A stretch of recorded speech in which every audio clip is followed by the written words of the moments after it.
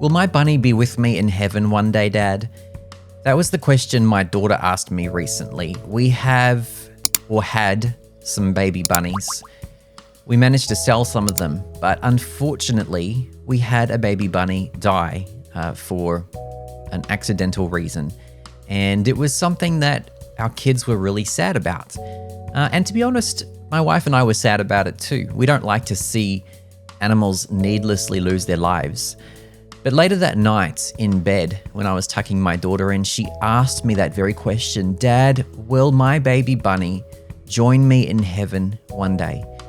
And that got me thinking, because I know for many of us, pets become a part of the family, something that we love dearly. And so letting go of a pet when it's time to say goodbye can be really hard.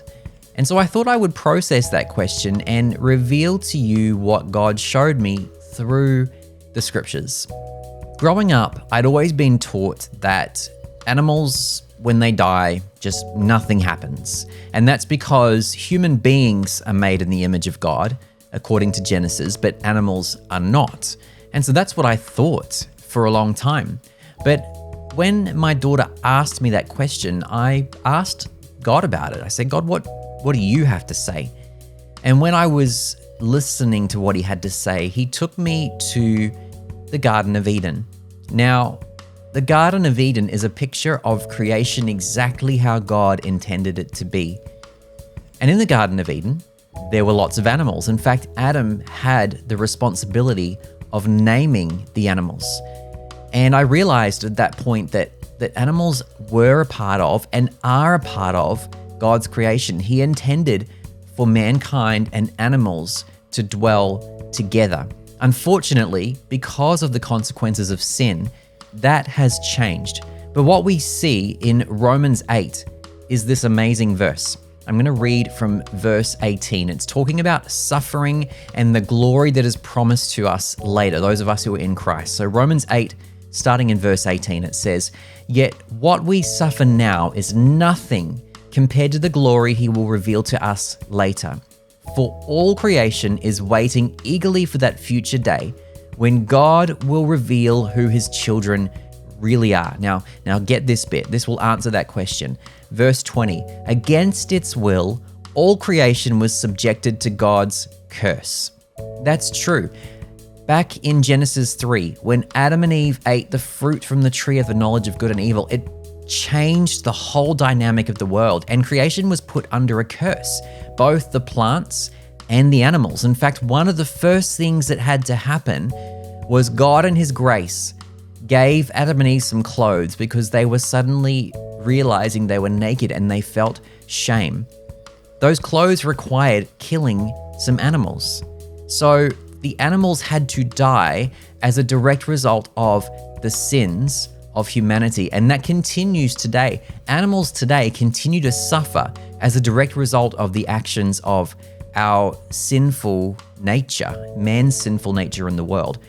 But it says, with eager hope, the creation looks forward to the day when it will join God's children in glorious freedom from death and decay. A very clear promise is made right there that not only do we get to join God, those of us who are his children, in the freedom from death and decay, whatever goes on in this world, the suffering, the sickness, the disease, all of that stuff will one day be a thing of the past because we get to join him in a place that will be free of death and decay. And according to Romans 8:21, although creation was subjected to God's curse because of the actions of us, one day it looks forward to the day when it will join God's children in glorious freedom from death and decay. Isn't that an exciting thing? Because the reality is God cares for the animals. In Jonah 4, one of the reasons why God didn't want to destroy the great city of Nineveh was because he said it has many animals.